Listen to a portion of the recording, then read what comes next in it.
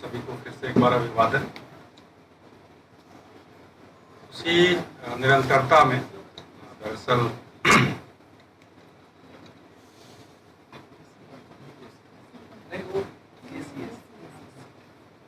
लेखक और पाठक के इस रिश्ते पर और आज तमाम जो तकनीकी विकास हुए हैं, जिसकी अभी हम लोग शुरू के वक्त में इसकी बात की, उसको थोड़ा यहाँ विस्तार से भी लूँगा। और मैं इसको कहता हूँ, इनसे जब बात भी हो रही थी तो पाठक दरअसल कहाँ होता है, तो उसको एक प्रतीकात्मक रूप में अगर हम समझें तो मैं उसको कहता हूँ कि वो हाशिए की हिस्सेदारी है उसकी। हाशिया मतलब जो किताब है उसका जो हाशिया होता है, वहाँ असल में हम जब कोई चीज़ पढ़ते हैं तो कुछ नोट्स लेते हैं, कुछ रेखांकन करते हैं, कुछ चिन्ह बनाते हैं, तो वह हम हैं पाठक के। तो इसी उधेड़-बुन की कुछ चीज़ें शुरू में, और ये कोई ऐसा नहीं है मैं कुछ इस पे काम कर रहा हूँ तो अपने एक उधेड़-बुन के साथ इसको इस रूप में रख रहा हूँ। जब आपसे सवाल जवाब आएंगे तो हो सकता है कि मैं भी उसमें कुछ और नया सोच पाऊँ। तो लेते हैं ये दूसरा। रचनाकार और आलोचक के रिश्ते पर तो पूरी दुनिया में साहित्य में खूब बहसें हुई हैं, परंतु लेखक और पाठक के रिश्ते पर कम ही बातचीत होती है। लेखक और पाठक दोनों एक दूसरे के पूरक होते हैं।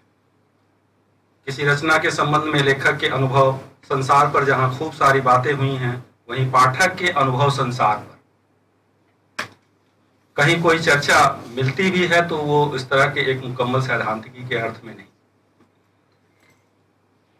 आप सबने सुना होगा लेखक की मृत्यु हो गई, रोला बार्स का कथन है, लेकिन ये अधूरा कथन है उसका। असल में उद्धृत इतना ही किया जाता है कि लेखक की मृत्यु हो गई है। उसके आगे वो कहता है कि लेखक की मृत्यु संबंधी बात में कि दरअसल यह आधा सच है, जब तक यह सच मुकम्मल नहीं होगा, जब तक यह ना कहा जाएगा कि वह अपने पाठक में जीवित रहता है। तो ये रिश्ता है असल में। अतः लेखक मर जाता है, पाठक जिंदा रहता है, मतलब लेखक अपने पाठ में पाठकों के जरिए जिंदा रहता है। संरचनावादी आलोचना में लेखक से अधिक पाठक को महत्व दिया गया। उसी से पाठकवादी आलोचना, रीडर रिस्पॉन्स थियरी का सिद्धांत विकसित हुआ। रोला बार्स ने रीडरली और राइटरली जैसे पद चलाए, बहुत महत्वपूर्ण है। मैं इसकी व्याख्या में नहीं जाऊंगा, आप ढूंढिएगा इसको थोड़ा सा, ये दोनों पद क्या महत्व रखते हैं। यहाँ पाठकवादी आलोचना की सैद्धांतिकी और उसके इतिहास का विश्लेषण मेरा मकसद नहीं है। कथा साहित्य के परिप्रेक्ष्य से कथावाचक, कथा लेखक, श्रोता और पाठक के आपसी रिश्तों और लेखक और पाठ के बीच पाठ के साथ पाठक की जरूरत और महत्व को देखना समझना है। जिस तरह किसी भी रचना की एक रचना प्रक्रिया होती है, उसी तरह से उस रचना की एक अधिगम प्रक्रिया भी होती है। और बेशक कलाओं के संबंध में रचना प्रक्रिया और अधिगम प्रक्रिया दोनों का महत्व है। इसलिए कहना ना होगा कि निरूपण रिप्रेजेंटेशन और अधिगम रिसेप्शन का गहरा रिश्ता है। यह देखना प्रीतिकर हुआ कि संस्कृत साहित्य की परंपरा से लेकर मध्ययुगीन और आधुनिक साहित्य की परंपरा तक में सहृदय अथवा पाठक के महत्व को कभी भी कमतर करके नहीं देखा गया। संस्कृत काव्यशास्त्र में जो सामाजिक अथवा सहृदय की अवधारणा मिलती है, वह पाठकवादी आलोचना में वर्णित अंतर्निहित पाठक, इंप्लाइड ऑथर की अवधारणा से क्या मेल खाता है? ये सवाल मेरे लिए भी है, आगे इस पर थोड़ा सा मैं बातचीत करूंगा, और आपके लिए भी है। काव्य दर्पण में अभिनव गुप्त सहृदय को परिभाषित करते हुए लिखते हैं, येषां काव्यानुशीलनाभ्यास विषात् विशदीभूते मनोमोकुरे वर्णनीय तन्मयी भाव योग्यता ते हृदय संवाद भाज सहृदया। सहृदय वह है जिसका हृदय काव्यानुशीलन से वर्णित विषय में तन्मय होने की योग्यता रखता हो। रचनाकार के हृदय में जो व्याकुलता व संवेदनशीलता होती है, यदि वैसी ही व्याकुलता और संवेदनशीलता पाठक या श्रोता या दर्शक के हृदय में हो तो वह सहृदय है। वस्तुतः रचनाकार की अनुभूति पाठक, दर्शक या श्रोता की अनुभूति तभी बन पाएगी यदि वह सहृदय है। सहृदय के लिए प्रमाता, रसिक आदि शब्दों का भी प्रयोग किया गया है। विभिन्न आचार्यों ने अपनी अपनी सुविधा के अनुसार इन शब्दों का प्रयोग किया। पर सामान्य शब्दों में सहृदय का अर्थ अगर हम लेना चाहें तो वह संवेदनशील पाठक या श्रोता या दर्शक जो किसी रचना को पढ़कर, नाटक या नृत्य को देख सुन करके रसानुभूति प्राप्त करता है। जैसे कि जब कोई संगीत या नृत्य प्रेमी व्यक्ति अपने पसंद की संगीत या नृत्य से संपर्क में आता है तो वह तुरंत प्रतिक्रिया करता है और उसमें तरह तरह से शामिल हो जाता है, साथ साथ गुनगुनाने लगता है, सिर हिलाने या थाप देने लगता है। बाहरी संकेत इस उदाहरण के रूप में देखे जा सकते हैं। कई बार हम देखते हैं कि कुछ बच्चे उठते हैं और किसी धुन पर थिरकने लगते हैं। अतः सहानुभूति के धरातल पर भावनाओं को दर्शक अथवा श्रोता द्वारा सीधे कार्य में शामिल हुए बिना महसूस किया जा सकता है। ये भी इसमें सहानुभूति, समानुभूति, स्वानुभूति, तो उसको थोड़ा सा संकेतों में लिया है मैंने। महसूस किया जा सकता है और आनंद लिया जा सकता है। इस प्रकार का भोग ही रसानंद है।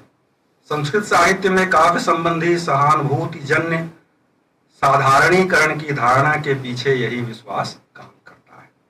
परंतु मामला सहानुभूति से आगे समानुभूति का भी है। परकाया प्रवेश जिसको आप लेखक के लिए कहते हैं समानुभूति, तो मामला सहानुभूति से आगे समानुभूति का है। जब बहेलिये के द्वारा क्रौंच पक्षी के जोड़े में से एक पक्षी मारा गया तो दूसरे पक्षी के कातर दुख को देखकर वाल्मीकि के मन में सहानुभूति जनित करुणा पैदा होती है। किंतु आज विमर्शों के प्रभाव में सवाल यह किया जाएगा, क्या पर दुख कातर वाल्मीकि ने वही दर्द, वही वेदना, वही विरह महसूस किया जो उस तड़पते पक्षी को मरते समय हुआ होगा या उसके मरने के बाद उसके साथी पक्षी को हुआ। ऐसे में सहानुभूति बनाम समानुभूति का यह सवाल महत्वपूर्ण हो जाता है। इन दोनों से अलग स्वानुभूति पद भी अस्मितावादी विमर्शों में, जिसे प्रामाणिक अनुभूति कहा गया, उसके लिए प्रयुक्त किया गया। मेरा इन सबके विस्तृत विवेचन में जाने का उद्देश्य नहीं, असल उद्देश्य लेखक और पाठक के रिश्ते से इन तीनों पदों के अधिगम को समझने की है। सहानुभूति, समानुभूति, स्वानुभूति का दरअसल रिसेप्शन जिस तरह से होता है, जिसको हम अधिगम कह रहे हैं, वो किस तरह से है। किसी विचार या पाठ को अधिगम के पहलू से देखा जाए तो अनुभूति का रिश्ता केवल लेखक की ही वर्गीय, सामाजिक, राजनीतिक स्थिति परिस्थिति से संबद्ध नहीं होता, बल्कि पाठक की भी वर्गीय व सामाजिक राजनीतिक स्थिति परिस्थिति से निर्धारित होता है। इसलिए सहानुभूति, समानुभूति और स्वानुभूति, इन तीनों पदों में संगति होते हुए भी इन्हें समानार्थी के रूप में देखना एक विशुद्ध आभिजात्यवादी कला दृष्टि। उदाहरण के लिए, खेलते समय एक बच्चे की उंगली में चोट लग जाती है, उसके साथ वाला दूसरा बच्चा भी अपनी उंगली देखने लगता है। कोई बच्चा अधिक संवेदनशील होता है तो उस बच्चे का रोना देखकर रोने लगता है, लेकिन फिर भी क्या ये बच्चे उस बच्चे के दर्द, जिसको स्वानुभूति कहा जा रहा है, जैसे समान दर्द की अनुभूति कर सकते हैं? ये मेरा ऐसा कुछ नहीं, ये सवाल है। वह कहावत भी आप याद करें, जाके पैर न फटी विवाई सो का जाने पीर पर आए। इसलिए जिस तरह से सहानुभूति और स्वानुभूति के धरातल पर पाठ के बीच अंतर किया जाता है, उसी तरह से सहृदय और पाठक के बीच के अंतर को भी समझना है। जब हम सहृदय कहते हैं तो उसमें एक तरह के दरबारीपन का पुट शामिल है, अर्थात आभिजात्य दरबारों की शोभा बढ़ाने वाले तथाकथित सुबुद्ध कला रसिक दर्शक व श्रोता। सामान्य जन की समाई इसमें प्रायः नहीं होती। उनके लिए अपने लोक नृत्य और लोक नाट्य अलग होते हैं, जिन्हें फूहड़, भदेश, असभ्य आदि आदि कह करके हम लोग टाल देते हैं। इसलिए जिसे संस्कृत काव्य सिद्धांत में सहृदय और सामाजिक कहा गया, औद्योगिक और तकनीकी युग के विकास के साथ रूढ़ हो चुके नाम पाठक का समानार्थी वह नहीं है। यहाँ इस अंतर को भी कि सहृदय जिसे संस्कृत में कहा गया, पाठक उसका समानार्थी नहीं। वाचिक परंपरा के, अब आप अभी हम लोग इसके पहले जिस की बात कर रहे थे कि दरअसल क्या लेखक के दिमाग में रचना करते समय पाठक होता है? मुझे लगता है होता है। वो भले ही उसको अप्रत्यक्ष मान करके ही, क्योंकि अप्रत्यक्ष ही होता है, और वांछित, जिसको हम कहते हैं ना कि एक वांछित अभिप्रेत भी लेखक के दिमाग में हमेशा चलता रहता है कि दरअसल यह मेरी रचना जहाँ जाएगी तो कैसे ली जाएगी। तो जिसका उदाहरण मैंने तुलसी के रूप में दिया था। तो वो जो वांछित अप्रत्यक्ष व्यक्ति है वह पाठक है। सहृदय जिसकी बात हम लोग कह रहे हैं, जो दरबारीपन का मैं पुट कह रहा हूं, तो आप पूरे मध्ययुगीन संरचना में याद कीजिए, संगीत का कार्यक्रम हो रहा है तो वहां जो लोग बुलाए जाते थे, जो लोग बैठे हैं, सामान्य जन उसमें नहीं है। वो एक ऐसे एलीट पसंदगियों का, सुरुचियों का व्यक्ति है जो सचमुच में जिसे सहृदय कहा गया। तो आज के समय में जब हम इस पर बातचीत कर रहे हैं तो स्वाभाविक है कि उस अंतर के साथ भी यह बातचीत होगी। तो पाठक कैसे लेखक के ध्यान में रहता है, उसके कुछ उदाहरण हम लेते हैं। जैसे कथावाचक और श्रोता के भी परंपरा में जब कथा खत्म होती थी, वहां मैं, अब मेरी भाषा भोजपुरी है तो मैं उसी भाषा के सहारे उसको उदाहरण को लूंगा कि किस्सा गईल बन में, सोचा अपने मन में। कथा खत्म नहीं हुई, ये भी एक कहानी की खूबसूरती है। हम लोग यह प्राय ऐसा सोचते हैं कि जो कहानी जहां से शुरू होती है, ऐसा नहीं है कि वो वहीं से प्रारंभ हो रही है। दरअसल उसके पहले भी बहुत कुछ है, और जहां वह खत्म होती है ऐसा भी नहीं है कि सब कुछ उसने कह दिया। तो इसलिए वह जो उदाहरण पाठक के या श्रोता के अस्तित्व को मैंने लिया अपनी भाषा में कि किस्सा गईल बन में, सोचा अपने मन में, उसके बाद से वो खत्म हो जाती है। उसी तरह से आप आगे जब बढ़ें तो तुलसीदास जिसकी वंदना करते हैं, बंदों संत असज्जन चरणा, तो कौन लोग हैं संत और असंतों की वो वंदना करते हैं? तो दरअसल किन व्यक्तियों, किन समूहों, किन सहृदय या पाठकों को ध्यान में रखते हैं? वह भी उदाहरण है। कबीर को याद कीजिए, कहत कबीर सुनो भाई साधो। ये साधो कौन है रचना में और अपने कहन में? जायसी के यहाँ आप उदाहरण लें, जे यह सुने कहानी हम संवरे दुई बोल। जो यह कहानी पढ़ेगा या सुनेगा, हमसे बस प्रेम के दो बोल बोल लेगा, मेरी रचना सिद्ध हो जाएगी।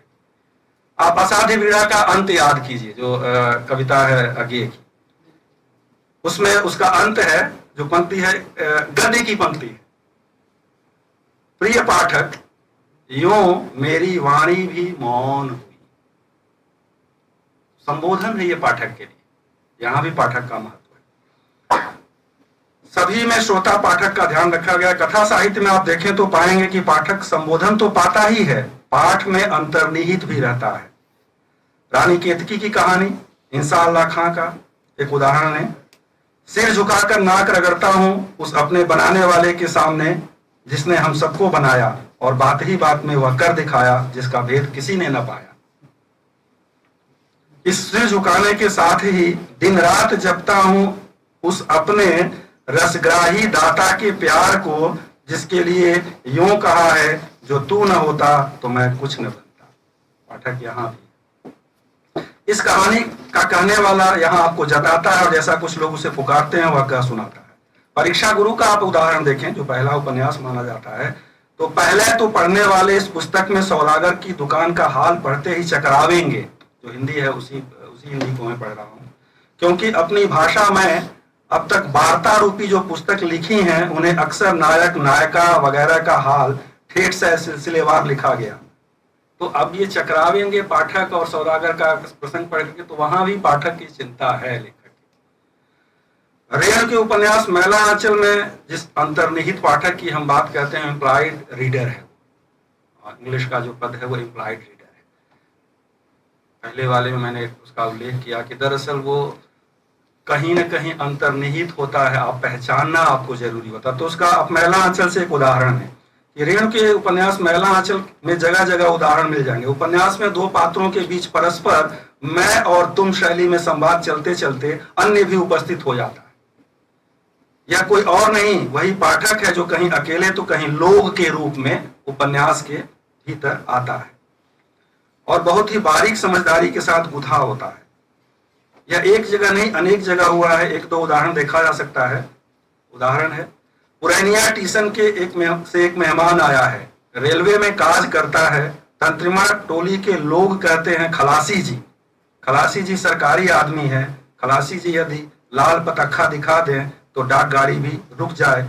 रुकेगी नहीं, लाल पतक्का देखते ही रेलगाड़ी रुक जाती है। लाल ओढ़ना ओढ़कर गाड़ी में चढ़ने जाओ तो गाड़ी रुक जाएगी और ओढ़ना जब्त हो जाएगा। तो यह जो लोग यह कह रहे हैं, वहां कोई चरित्र नहीं है। यह जो लोक और लोक की समाई है, असल में वह रेणु जिसको हम कला कहते हैं उपन्यास की, दरअसल उसको वो बुन रहे हैं कि कथा वाचन की शैली में तो प्रत्यक्ष रूप से श्रोता होता है जो एकदम से संपर्क में होता है, लेकिन जिसको अभी मैं कह रहा था कि वो अप्रत्यक्ष होता है पाठक, तो उसको कैसे हम एक किरदार के रूप में अपने टेक्स्ट में शामिल कर लें, तो यह रेणु करते हैं। सब गा बजाकर नाच रहे हैं, उसी बीच में यह नारा सुना। जो देश आजाद हुआ है तो उसका एक प्रसंग, एक उदाहरण आता है, सभी अपने उत्साह उत्सव में हैं, तो उसी का उदाहरण है कि सब गा बजाकर नाच रहे हैं, उसी बीच से यह नारा सुनाई देता है जो ऋण तो है ही, अनेक पाठकों की भावना का भी प्रकटीकरण है। यह आजादी झूठी है, देश की जनता भूखी है। यह नया नारा कौन लगाता है? ए, नहीं हुआ, सुन लो पहले, आजादी झूठी, मारे साले को, कौन बोला? तो अब ये उसकी पहचान नहीं है भीड़ में, लेकिन हम सब जब पढ़ते हैं तो मान लीजिए कि यह नारा वो न लिखते और उस टेक्स्ट को आप पढ़ रहे होते तो कहते कि ये एक तरफा बात है। तो यह जो अंतर्निहित पाठक एक टेक्स्ट में होता है उसमें होता ही है। उसका इस तरह के कुछ उदाहरण हैं। निहित पाठक या अंतर्निहित पाठक शब्द पाठकवादी आलोचना, रीडर ओरिएंटेड क्रिटिसिज्म के एक प्रमुख आलोचक वॉल्फगैंग आइजर द्वारा गढ़ा गया है, जिनके अनुसार निहित पाठक वह होता है जो रचना के समय किसी न किसी रूप में लेखक के दिलो दिमाग में मौजूद होता है और रचना प्रकाशित हो जाने के बाद जिससे वह एक निश्चित और अपेक्षित तरीके से पाठ के विभिन्न पहलुओं के अनुभव ग्रहण करने, समझने, उसकी व्याख्या और प्रतिक्रिया करने की अपेक्षा रहता है। कहना यह है कि हर लेखक के मन में रचना के दौरान ऐसा पाठक मौजूद रहता है जिसकी वह कल्पना किए रहता है।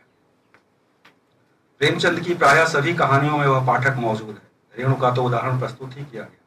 प्रसिद्ध कथाकार मार्कंडेय का तो यहां तक कहना है कि असल बात तो यह है कि कथावाचन की जिस शैली का आविष्कार रेणु ने किया उसमें अनेक आवर्तनों के बीच मूल कथा सूत्र को पाठक के हाथ में थमाकर वे अनेक अंतर कथाओं के दूर क्षिति तक चले जाते हैं और प्रायः दृष्टि से ओझल हो जाते हैं।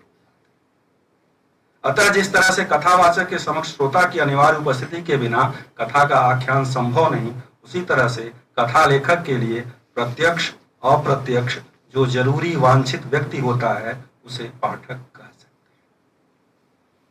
हैं। कथावाचक नैरेटर और श्रोता पाठक नैरेटी, ये दो पद हैं। नैरेटी का मैंने बहुत हिंदी अनुवाद करने की सोची लेकिन वो बन नहीं रहा था, तो मैं उसी का उपयोग करूंगा, नैरेटी।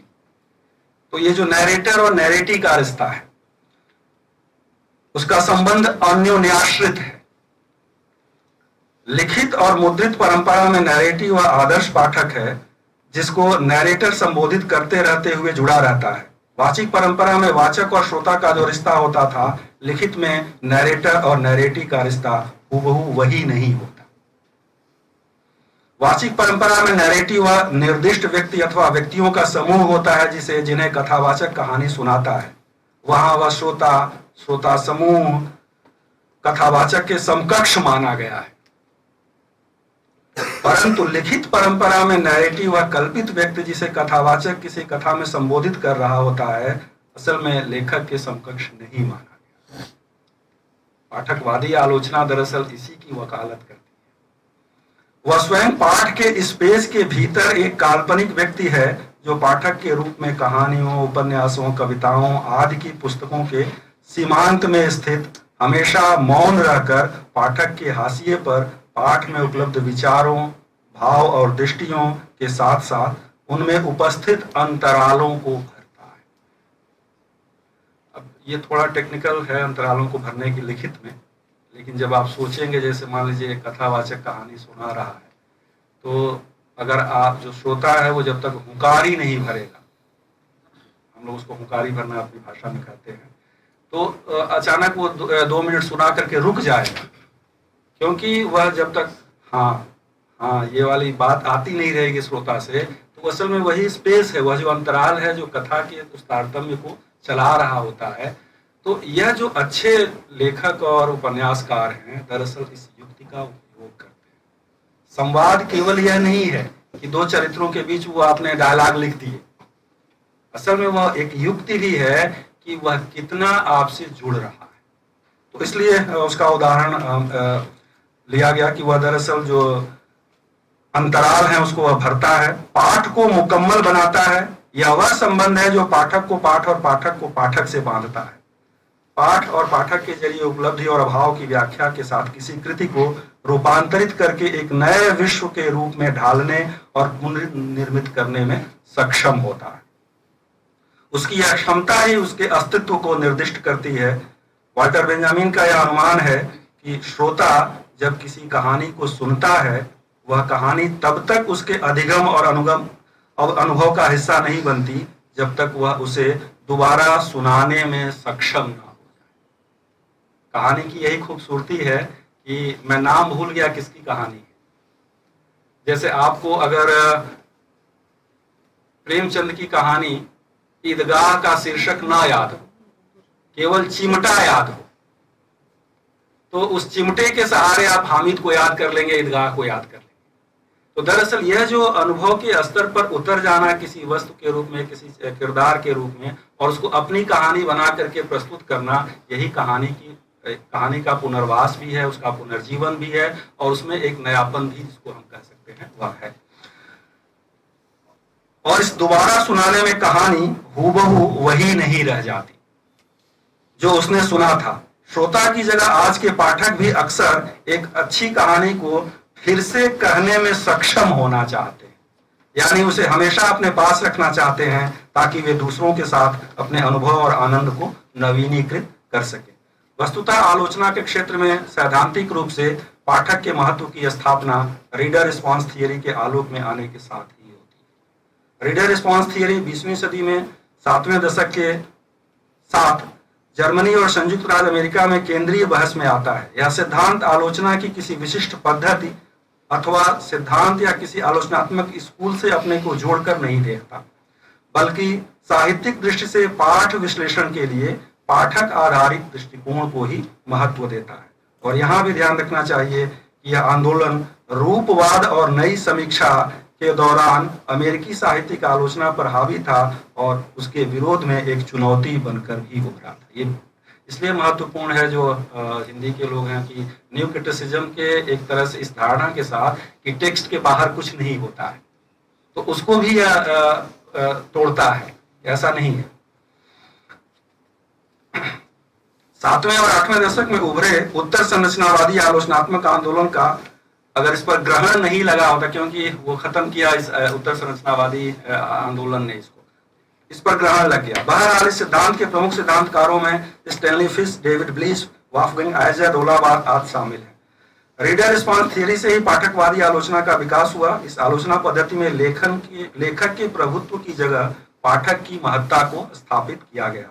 पाठकवादी आलोचना पाठ के अर्थ, व्याख्या, अर्थ वैशिष्ट्य, विश्लेषण, रूपायन आदि में पाठक के दृष्टिकोण को महत्व देती है। इसीलिए यह कहा गया कि एक जो अच्छा या वास्तविक पाठक होता है वह दरअसल जो रचना लिखी जा चुकी है वह पुनः सृजन करता है और उसको आयत्त करता है।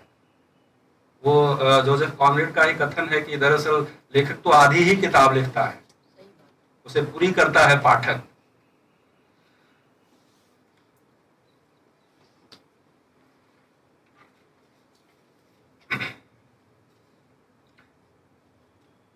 तो इसलिए यह सवाल होता है उस पाठकवादी आलोचना में कि दरअसल एक पाठक कैसे किसी कृति को पढ़ता है। और यह महत्वपूर्ण इसलिए है कि आज जब हम ऑडियो बुक के जमाने में, डिजिटल एज में हैं, तो वह कैसे किसी पाठ को पढ़ता है। आगे उस पर इससे मैं आऊंगा, मैं किसी पाठ को कैसे पढ़ता है। यही कारण है कि उक्त सिद्धांत में पढ़त की प्रक्रिया, द एक्ट ऑफ रीडिंग, महत्वपूर्ण है। और ये किताब ही है आइजर की, इसी नाम से द एक्ट ऑफ रीडिंग, उन्हीं का ये दिया हुआ पद है। रीडर रिस्पॉन्स थियरी के प्रणेताओं में से एक आइजर ने अपनी प्रसिद्ध पुस्तक the act of reading A theory of aesthetic response में विस्तार से इस पर विचार किया है। नई समीक्षा जैसे पाठ आधारित सिद्धांत के विपरीत पाठकवादी आलोचना में पाठ के अर्थ पाठ से बाहर विभिन्न स्रोतों से प्राप्त वस्तुनिष्ठ अर्थों पर भी आधारित हो सकते हैं। जिस तरह से रचना प्रक्रिया के दौरान पाठ, खासकर लेखक जब खुद पाठक की भूमिका में अपने लिखे को पढ़ता है और रचना के रूप में निष्पन्न पाठ में अंतर होता है, उसी तरह से पाठकवादी आलोचना की अदृढ़ मान्यता है कि पाठक किसी पाठ का अर्थ करने के बजाय उसका अर्थ बनाते और खोलते हैं। साहित्य की रचनाएं तब तक अधूरी हैं जब तक पाठक अपना आधा काम अर्थ बनाने और पाने में न लगा दे। इसी को कहा जाता है कि पाठक कथा की कोई उपकथा जब तक न तैयार कर ले तब तक वह कथा पूरी नहीं होती। क्रिएटिव हिस्सेदारी बिल्कुल, और उसको इस ढंग से भी, जिसको हम लोग गप कहते हैं गाँव में ना, तो असल को भी कैसे वो नकली बना करके और उसमें अपना मिला करके प्रस्तुत कर देना, तो दरअसल उससे वो कमजोर नहीं होती है कहानी, वो और ताकतवर हो जाती है लोग। तो ये उसकी खूबसूरती है। इसी को कहा जाता है कि पाठक कथा की कोई कथा तब तक नहीं तैयार कर ले, जब तक न तैयार कर ले तब तक वह कथा पूरी नहीं होती। जोसेफ कार्नर ने इसी अर्थ में कहा होगा कि लेखक तो आधी ही किताब लिखता है, बाकी आधी तो पाठक की होती है। पाठकवादी आलोचना का तर्क है कि पाठक के पढ़ने से पहले पाठ का कोई अर्थ नहीं। कहना ना होगा कि पाठकवादी आलोचना पाठ, पाठक और अर्थ की रचना के संबंध में लेखक की धारणाओं को बदलने के बारे में भी होता है, और इस सिद्धांत में लेखक गौण हो जाता है। पाठक और पाठ के बीच परस्पर क्रिया में अर्थ का निर्माण होता चलता है। इस अर्थ में रीडर रिस्पॉन्स थियरी भारतीय काव्यशास्त्र में वर्णित सहृदय की अवधारणा से भिन्न हो जाता है। इसीलिए मैंने वहां कहा था कि सहृदय पाठक नहीं है। आज जो जिसे हम पाठक कह रहे हैं वह सहृदय नहीं है, उसमें भिन्नता है। सहृदय की अवधारणा से भिन्न हो जाता है। किसी लेखक का यह सोचना कि उसकी रचना का पूरा आस्वाद पाठक तभी प्राप्त कर सकता है जब उसके और पाठक के विश्वास एक जैसे। प्रायः रचनाकारों की शिकायत करते हुए हम सुनते हैं कि अरे उन्होंने जो मैंने कहना चाहा है ठीक से समझा नहीं, आलोचना के प्रति। दरअसल यह पाठक की स्वतंत्र सत्ता का नकार है। जिस तरह से यह कहा जाता है कि एक लेखक को सबसे पहले अपना पाठक खुद होना चाहिए, उसी तरह से यह भी कहा जाता है कि हर आलोचक को पहले एक पाठक होना चाहिए। इस अच्छे पाठक की तुलना कभी कभी सहृदय से की जाती है, यह उचित भी है, पर साथ ही यह भी सच है कि हर पाठक आलोचक नहीं होता। आज सोशल मीडिया के इस दौर में हर पाठक आलोचक है, फिर भी कहा जा रहा है कि आलोचना संकट में है। आलोचना तो हमेशा ही संकट में रही। आलोचना का संकट दूसरा है, उसे अपना अपना संकट बनाने का प्रोपेगेंडा नहीं किया जाना चाहिए।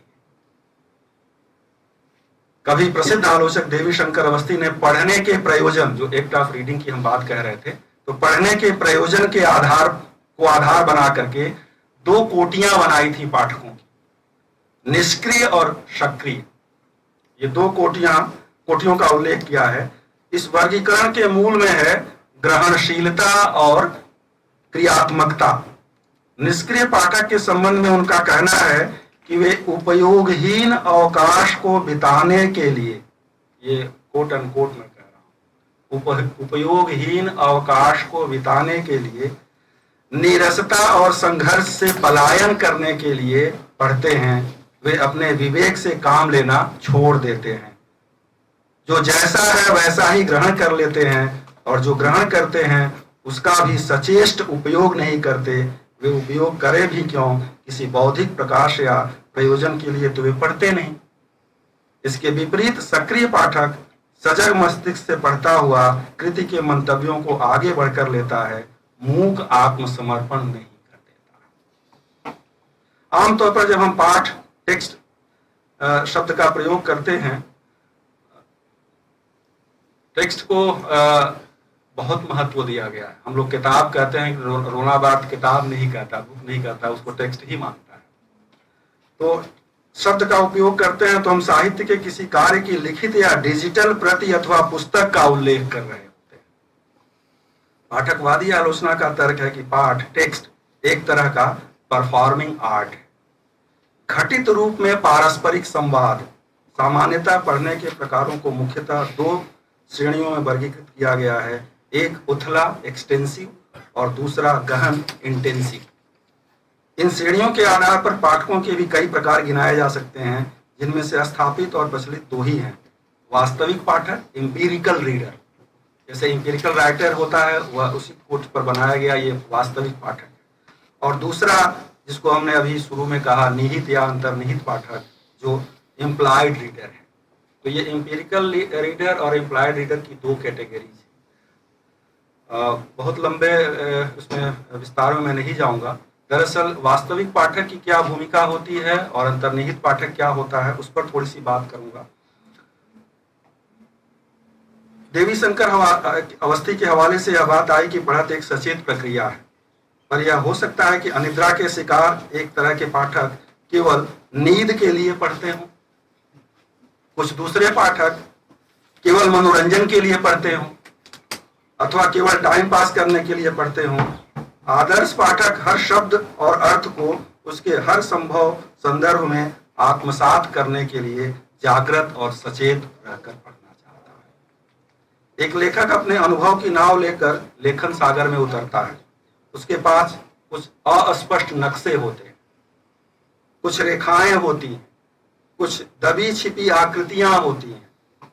कंपास है पर उसका स्प्रिंग हिला हुआ है, इसलिए गंतव्य जानते हुए भी रास्ते की दुविधा बनी है। ये सब रचना प्रक्रिया के हिस्से हैं। किसी अनहोनी का भी भय रहता है। अगर वह इसका सामना करते हुए, इनसे लड़ते भिड़ते हुए, इन सबको अपने रचनात्मक अनुभव का हिस्सा बनाकर अनुभव का विस्तार करते हुए डूबते तिरते पार हो जाता है, गंतव्य तक पहुंच जाता है, तो यह रचनात्मक यात्रा पूरी होती है। जिस तरह यात्रा की चुनौतियां और मुश्किलें लेखक के लिए थीं, वास्तविक पाठक के लिए भी उससे कम चुनौती नहीं होती। साहित्य के विद्यार्थियों को हम लोग कहते हैं कि दरअसल साहित्य का इतिहास भूगोल जानना जरूरी होता है। अब ये क्या है इतिहास में? तो जब तक हम यह जानेंगे ही नहीं कि क्लॉड ईथरली कहानी मुक्तिबोध ने लिखी है और क्लॉड ईथरली कौन था, तब तक उस कहानी का आप क्या आनंद लेंगे, क्या रसास्वाद करेंगे? तो आपको द्वितीय विश्व युद्ध भी जानना पड़ेगा और यह भी जानना पड़ेगा कि वह एक पायलट था उस हमला करने वाली फौज के हवाई जहाज का। तो इसी को हम कहते हैं कि इतिहास। आपको दरअसल साहित्य को पूरी तरह से उसके साथ संवादरत होने के लिए उसके इतिहास, और जब भूगोल कहते हैं तो देशकाल, कि जिस देश काल में हम उसको पढ़ रहे हैं और जिस देश काल में वह रचा गया, उन दोनों के बीच का रिश्ता क्या है। तो इसलिए हम अपने विद्यार्थियों को भी और साहित्य के लिखने पढ़ने वालों को भी बराबर इस तरह की अपेक्षाएं रखते हैं कि वह थोड़ा सा अपने को विस्तृत करें और तरह तरह के जो अनुषंग हैं, अनुशासन हैं, हिंदी के विद्यार्थियों को उनसे भी परिचित होना है। इसलिए आप इसमें देख रहे होंगे कि बहुत सारी सैद्धांतिकी के टर्म और इस चीजें मैंने ली हैं, उनको उद्धृत कर रहा हूं। कई बार इस तरह की चीजें बोझिल होती हैं, लेकिन मैंने जानबूझ करके लिया है कि वो डिसिप्लिन कम से कम इसमें बरकरार है। तो चूंकि कहानी सुनाना और लिखना सामाजिक साझेदारी की प्रक्रिया और प्रतिक्रिया है, अतः एक उपन्यास और कहानी भी न केवल लेखक के अनुभव और कल्पना में सामाजिक, आर्थिक, जैविक, साथ ही मानवीय संबंधों के विभिन्न मनोवैज्ञानिक आयामों की रचित प्रक्रिया और प्रतिक्रिया का उपलब्ध पाठ है, बल्कि पाठक के अनुभवों में दर्ज उपयुक्त आयामों के साथ साथ उसकी कल्पनाओं के विभिन्न आयामों के समुच्चयों को प्रतिबिंबित और सक्रिय करने का भी काम करती है। जो वास्तविक पाठक है उसकी भूमिका यह होती है, वो पाठ में और ऐड करता है। ये उसकी भूमिका है कि जो लेखक लिखता है वह तो लिखता ही है, लेकिन उसकी और वो उसको समृद्ध करता है। उसमें एक तरह से हम कहें कि वो शब्दों की सिटकिनी चटकाता है और नानाद संभावनाओं की खिड़कियां खोलता है। इसीलिए आप देखें तो बहुत ही महत्वपूर्ण रूप से साहित्य और इतिहास के बीच का फर्क, जिसको हम क्लोज टेक्स्ट कहते हैं और जिसको हम ओपन टेक्स्ट कहते हैं। सूचनात्मक ज्ञान, तथ्यात्मक ज्ञान, इतिहास, ये सब क्लोज टेक्स्ट के तहत आते हैं। साहित्य क्लोज टेक्स्ट नहीं होता है, ओपन होता है। पर दुर्भाग्य है कि कुछ चीजें ऐसे हमारे अपने समय में होती हैं। कौन सलाहकार है मैं नहीं जानता हूं। जैसे रामायण और महाभारत हमारे एपिक है, ओपन टेक्स्ट है, वो क्लोज टेक्स्ट नहीं है। लेकिन जो ही हम उसको इतिहास के रूप में पढ़ाने के लिए पाठ्यक्रमों में शामिल करेंगे तो उसको हमने बंद कर दिया, संकुचित किया, छोटा किया, वो बड़ा नहीं हुआ पाठ। आप सब इसमें से बहुत सारे लोग जानते हैं, ऑला रिचमंड की किताब है मैनी रामायण, 300 रामायण की बात है उसमें, और एक ही नहीं है वे रामायण। तो अब इस मुक्त पाठ को अगर हम देखना समझना चाहें तो मुझे इस पर काम करते हुए ऐसे ही डिस्कवरी ऑफ इंडिया का एक शब्द मिला। राजकुमार जी जानते होंगे उसको, नेहरू ने लिखा है, खास करके भारतीयता को प्रस्तुत करने के लिए। वो शब्द है पैलिम्सेस्ट। अब इस आख्यान और मुक्त पाठ को भी समझने की जरूरत है कि पैलिम्सेस्ट को की हिंदी भी मैं नहीं कर पाऊंगा, क्योंकि करते हैं तो शिलालेख और कुछ इस तरह का, वो है नहीं। वो यह है, उसका आशय मैं आपके सामने रखना चाहता हूं कि जैसे मान लीजिए कि आपके बहुत पहले की एक पीढ़ी ने एक ऐसा वो लिखित पत्र है जो बहुत बड़ा है, उसकी कोई सीमा नहीं है, उस पर उन्होंने कुछ लिखा, उस पीढ़ी ने, उस समाज ने। दूसरी पीढ़ी और दूसरे समाज के विकास के साथ कुछ लोगों ने उस पर लिखा, पहले को बिना मिटाए और बिना उसको ढके उस पर एक परत इस लिखत की चढ़ गई। तीसरी पीढ़ी, चौथी पीढ़ी, पांचवी पीढ़ी इस तरह से उस पर लिखती गई, पहले के अस्तित्व को बिना खत्म किए, बिना मिटाए। नेहरू ये कहते हैं कि दरअसल भारत की सुंदरता यही है कि यहाँ आक्रामक होकर के, किसी चीज को मिटा करके, नष्ट करके, बुलडोज करके संस्कृति नहीं बनी है। यह दरअसल पैलिम्सेस्ट है। ये पूरा जो अगर खुला एक पत्र बनाया जाए भारत को तो वो पैलिम्सेस्ट है। और मुझे लगता है कि आख्यान या उपन्यास या जिसको हम साहित्य कह रहे हैं, अपने ओपन टेक्स्ट के रूप में इसी तरह का एक पैलिम्सेस्ट होता है।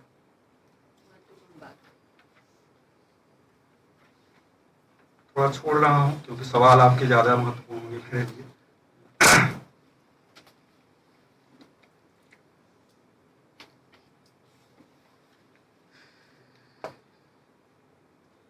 लेकिन इसकी एक कुछ, जब मैं ये कह रहा हूं तो ऐसा भी नहीं है कि इस पाठक के एक स्वतंत्र अस्तित्व को लेखक से ऊपर बिठा रहा, इसको भी चेक किया गया है। हमारे यहाँ भले इस तरह का काम ना हुआ हो, लेकिन इसको चेक किया गया है। अम्बर्तो इको, उनकी एक किताब है द रोल ऑफ रीडिंग, जिसमें वो एविडेंट रीडिंग की बात करते हैं, और उसमें एक इसके समानांतर एक तर्क रखते हैं। इटली के प्रसिद्ध विचारक और चिंतक अम्बर्तो इको ने अपनी एक पुस्तक द रोल ऑफ रीडिंग में एविडेंट रीडिंग के रूप में इसको थोड़ा सा लेते हुए इस पाठक के स्वतंत्र सत्ता और अस्तित्व को चेक भी किया है। इस प्रकार की पढ़त में पाठक जानबूझकर ऐसी व्याख्या कर सकता है या गलत अर्थ निकाल सकता है जिससे पाठ भ्रांति, प्रतिक्रिया अथवा प्रोपेगेंडा का माध्यम भी बन सकता है। राम काज करिए बिना, तो वो जो उपयोग है, दरअसल भ्रांति और गलत का एक आख्यान भी उसी पाठ से बनाया जा सकता है। इसीलिए इस पोस्ट ट्रुथ के समय में आप देखें तो हम सभी, जिसको लोग व्हाट्सएप यूनिवर्सिटी कहते हैं, परस्पर एक दूसरे को काटते हुए, जिसको तथ्यात्मक या सूचनात्मक ज्ञान हम कह रहे हैं, वो ठेला जाता है। आप इसका निर्णय नहीं कर पा रहे हैं कि दरअसल इसमें कौन सा वाला सही वर्जन है और कौन सा वाला गलत वर्जन है। तो उसकी ओर इशारा करते हुए एविडेंट रीडिंग के संदर्भ में वो कहते हैं कि वो पाठ भ्रांति, प्रतिक्रिया अथवा प्रोपेगेंडा का माध्यम बन सकता है। ऐसे में कोई कृति और संबंधित कृतिकार अपने औचित्यपूर्ण संदर्भ और संदेश से विलग किए जा सकते हैं। मैं फिर उसमें नहीं जाऊंगा कि किस तरह से दुरुपयोग भी रचनाकारों के नाम पर हुआ है कि उनके पाठ को हमने अपने पक्ष में लिया और उनका दुरुपयोग किया। तो उनका मंतव्य या आशय यह कतई नहीं था, हमने उसको उस आशय और मंतव्य के साथ उसमें जोड़ा। विलग भी किए जा सकते हैं। इसी के अंतर्गत इको के अनुसार पूर्व औद्योगिक समाजों में गलत अथवा भ्रांतिपूर्ण पाठ दुर्लभ था। सूचना क्रांति, जिसकी अभी मैं बात कर रहा था कि पूर्व औद्योगिक समाजों में गलत और भ्रांतिपूर्ण पाठ दुर्लभ था।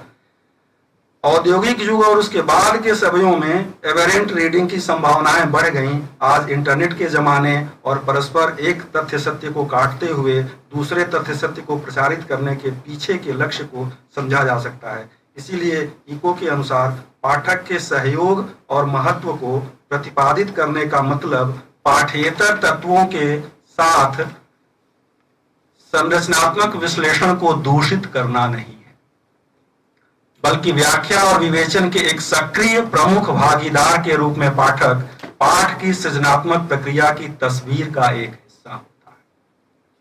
संस्कृत काव्यशास्त्र में सहृदय को ही सब कुछ मान लेने पर होने वाली पाठगत समस्या पर राधा वल्लभ त्रिपाठी का यह कथन देखना चाहिए। सहृदय के सामर्थ्य को ही निकष मान लेने पर जहां ध्वनिवाद की शक्ति साबित होती है, वहीं उसकी दुर्बलता भी ध्वनित होती है। किसी सहृदय को असुंदर उक्ति में किसी न किसी कोण से सौंदर्य के दर्शन हो सकते हैं। शब्द, अर्थ आदि काव्यों के अंगों को छोड़कर कवि सौंदर्य को उनसे परे मानकर सहृदय प्रतीति के आधार पर ध्वनि सिद्धांत ने उसका मूल्यांकन किया। उसके काव्य के निगुण पक्षों का उद्घाटन तो हुआ, पर काव्य को समझने का एक ठोस आधार उनसे छूट गया। इस कथन में ध्वनित होने वाला जो मूल सवाल है वह यह है कि क्या साहित्य के लिए सौंदर्य निर्धारण वस्तुगत है या आत्मगत?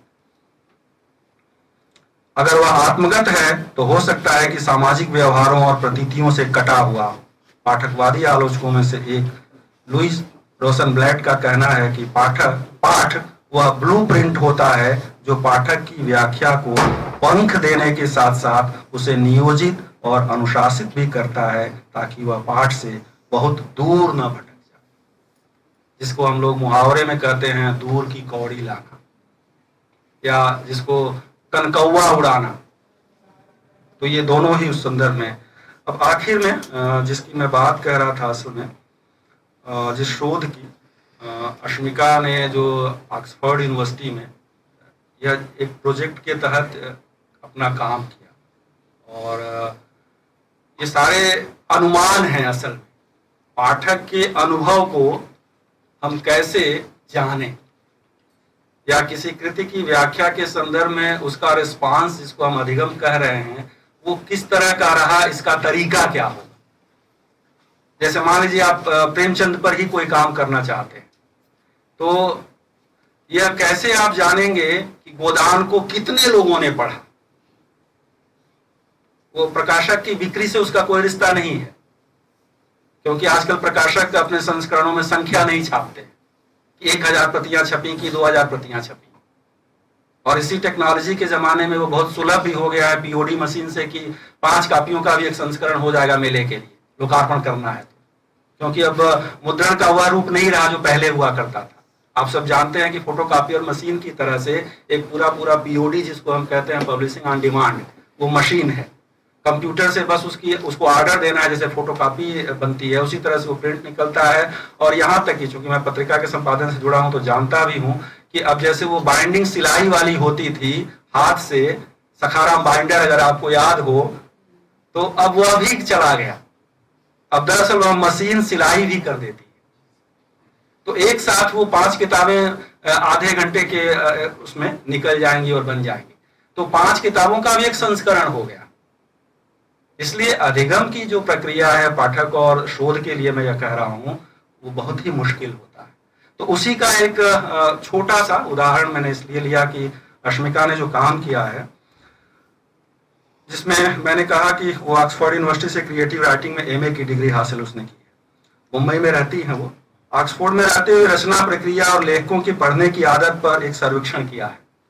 जो इसको आप चेक भी कर सकते हैं, झूठ मैं नहीं कह रहा हूं, इसलिए वो संदर्भ वो बता दे रहा हूं। द क्यूरियस रीडर नामक एक वेब पत्रिका में 2018 में ये प्रकाशित है। द क्यूरियस रीडर 2018 में वेब मैगजीन है। अश्मिका अपने शोध सर्वेक्षण में यह बताती हैं कि आपको यह जानकर आश्चर्य होगा, लेखक और अन्य लेखकों की किताबों की तरह ही पाठक और लेखक के बीच में जो यह पढ़ने और उसके अधिगम की प्रक्रिया है वह कितना दिलचस्प है। जब लेखक अपनी पुस्तकों के साथ एक उसकी अलग कहानी है, जब उसको अपनी पुस्तक वो पढ़ता है, रचना प्रक्रिया की तरह अश्मिका ने लेखक के क्या पढ़ते हैं और उससे भी अधिक यह कि क्यों पढ़ते हैं, इसको चेक करने की कोशिश की। तो जो निष्कर्ष है वो महत्वपूर्ण है और दिलचस्प भी है। पहला, हम में से मतलब लेखकों में से कुछ लोग इस कामना से, इस आशा से पढ़ते हैं कि किसी दिन हम उस लेखक के समान महानता हासिल कर लेंगे जिसे हम पढ़ रहे होते हैं। दूसरा, हम में से कुछ लोग सूचनाओं और जानकारियों से जुड़े रहने और अपनी शैली से जुड़ी हर चीज के संपर्क में रहने, समकालीनों पर नजर रखने के लिए पढ़ते हैं। तीसरा, हम में से कुछ लोग अपने लेखन में सुधार लाने, लिखने की टेक्निक सीखने और सुझाव को अपनाने के लक्ष्य से पढ़ते हैं। चौथा, हम में से कुछ लोग नएपन अथवा एक रास्ता को तोड़ने के लिए मोटिव, आइडिया, कथानक, विलक्षण चरित्र की तलाश आदि करते हैं, इसलिए पढ़ते हैं। और हम में से कुछ लोग केवल घटिया लेखन पढ़ते हैं ताकि अपने लेखन को अच्छा मानने का आत्मविश्वास पा सकें और अपने बारे में बेहतर महसूस कर सकें। आखिरी, कि हम में से कुछ लोग ऐसा भी करते हैं कि वे केवल पढ़ने की आदत विशुद्ध चाव के नाते पढ़ते हैं, कुछ पाने के लिए उतना नहीं बल्कि भटकने के लिए पढ़ते हैं, इस बात की परवाह किए बिना कि यहाँ से आवश्यक रूप से कुछ लेना या पाना ही है। लेखकों के संदर्भ में एक आखिरी सवाल ये रचनाकार बार बार उठाते हैं, उसके बाद मैं खत्म करूंगा अपनी बात को। यह कहा जाता है कि रचनाकार अधिक पढ़ेगा तो उसकी मौलिकता नष्ट हो जाएगी। मैं अपनी बात नहीं कहूंगा, एक दूसरे ही लेखक के एक इंटरव्यू का उदाहरण देते हुए ये जवाब मैं दे रहा हूं। आगे अपने एक साक्षात्कार में, यह साक्षात्कार जहां मैं खड़ा हूं शीर्षक से प्रकाशित है, में यह कहते हैं, कुछ लोग तो खैर पुस्तकें पढ़ते नहीं और रखते भी नहीं, लेकिन जो लोग पढ़ते हैं और पुस्तकें संग्रहित करते हैं उनकी भी दृष्टियां अलग अलग होती हैं। मैं अपनी बात कहूं, कुछ पुस्तकें ऐसी होती हैं जिनके बीच और जिनके साथ मैं रहना चाहता हूं। यह जरूरी नहीं कि रोज उन्हें पढ़ूं या सबको बार बार पढ़ूं, लेकिन अपने आसपास उनके बने रहने से एक अपना संसार बने रहने का बोध होता है। पहले भी और आज के अधिकतर रचनाकार यह कहते हुए पाए जाते हैं कि ज्यादा पढ़ने से रचनाकार की मौलिकता नष्ट होती है। मैं ऐसा नहीं मानता, मतलब अपने तय भी मैं, अगर मौलिकता होगी तो वो नष्ट क्यों होगी? मौलिकता सचमुच में अगर कोई चीज होती है और होगी तो वो नष्ट कैसे हो? इसलिए मौलिकता अगर होगी तो घटेगी क्यों? पढ़ने से कवि को लाभ भी हो सकता है, उसकी रचना में गहराई भी आ सकती है, व्यंजना के क्षेत्र भी बढ़ सकते हैं। शर्त यह है कि वह उसके पांडित्य में खो ना जाए। रघुवीर सहाय की कविता का जिसका उल्लेख मैंने पहले वक्तव्य में कहा था, किताबी होगा कवि, तो उसका संदर्भ यहाँ आप खोल सकते हैं। उसके पांडित्य में खो न जाए, अपने पाठक या सामाजिक को भूल न जाए, अच्छा लगने और प्रभावित होने में भी अंतर होता है। तनुज हैं और भी लोग हैं, आजकल सोशल मीडिया पर लाइक को अच्छा लगना का मान लिया जाता है, लेकिन टेक्स्ट आपको प्रभावित भी तो करेगा ना। तो प्रभावित तो तभी करेगा जब हम पढ़ेंगे। अच्छा लगना एक दूसरी चीज है वहां। तो अच्छा लगने और प्रभावित होने में भी अंतर है, महत्वपूर्ण अंतर है। कई बार ऐसा होता है कि हम अपेक्षया साधारण लेखकों से भी प्रभावित होते हैं, उनसे कुछ सीखते भी हैं। नाम गिनाते समय लोग यह सोचते हैं कि अच्छे और बड़े साहित्यकारों के नाम गिनाए जाएं, जिससे कि सुनने वाला यह जान सके कि हम अच्छा साहित्य पढ़ते रहे हैं। मैंने बहुत सा अच्छा साहित्य पढ़ा है, महान कवियों और कथाकारों को पढ़ा है। मैं भी चाहता हूं कि आप ऐसा विश्वास करें, लेकिन मैंने ऐसा भी बहुत कुछ पढ़ा है जो बिल्कुल घटिया था। और सिर्फ संपादक होने के नाते नहीं, मनोरंजन के लिए भी वक्त काटने के लिए भी, जानकारी के लिए भी, और यह नहीं कह सकता कि इस घटिया साहित्य से भी कुछ सीखा नहीं, बल्कि उपन्यास और कथा की विधा में तो यह और भी कहा जा सकता है कि घटिया साहित्यकार बड़े कुशल शिल्प विशारद होते हैं और शिल्प की दृष्टि से उनसे भी कुछ सीखा जा सकता है। एआई और उसकी बात हुई, राजकुमार जी ने डिजिटल एरा में यह कहा गया कि वाचिक परंपरा का पुनर्वास होगा। मुझे लगता है कि यह इतना भी निश्चित तौर पर निष्कर्षात्मक रूप में नहीं कहा जा सकता है, क्योंकि जिस ऑडियो बुक की या जिस पॉडकास्ट की या जिस इस तरह के टेक्स्ट की हम बात कर रहे हैं, वह दरअसल एक व्यावसायिकता के उद्देश्य से सुविधा पूर्वक प्रस्तुत किए जाने वाले पाठ का भी तरीका है, खास करके उस मोबाइल पाठक के लिए जो कान में ईयरफोन लगा करके टेक्स्ट सुन भी रहा है और साथ साथ अन्य एक दो काम भी कर रहा है। लेकिन यह एक्सटेंसिव रीडिंग या इंटेंसिव रीडिंग के बीच का जो फर्क है, जिसको मैं बार बार कह रहा हूँ कि हाशिए की हिस्सेदारी में पाठक, मैं अपने तय मतलब मेरा अपना है, हो सकता है आप में से बहुत सारे लोग उसको सुगम मानते हो, लेकिन मैं 2-3 रंग के पेन का इस्तेमाल करूंगा। लाल की अंडरलाइनिंग का मतलब मेरे लिए कुछ और होगा, नीले के कुछ और होगा, उसके हाशिए पर स्टार बना रहा हूं तो कुछ और होगा। तो यह जो इंटरेक्शन है उस टेक्स्ट के साथ, मैं वहां मौजूद होकर के उसके आंतरिक रूप से उस रचना से संवाद कर रहा हूं और कुछ पाने की कोशिश कर रहा हूं। असल में वास्तविक पाठक जो होता है वह यही होता है, और यही पाठक दरअसल उस रचना को, उस कृति को समृद्ध भी करता है और उसमें निहित जो अर्थ हैं उसकी और भी नानात संभावनाओं में ले जाता है। और शायद इसीलिए लेखक और पाठक के बीच का जो रिश्ता है वो अन्योन्याश्रित है और बिना पाठक के लेखक का कोई अस्तित्व नहीं है। शुक्रिया।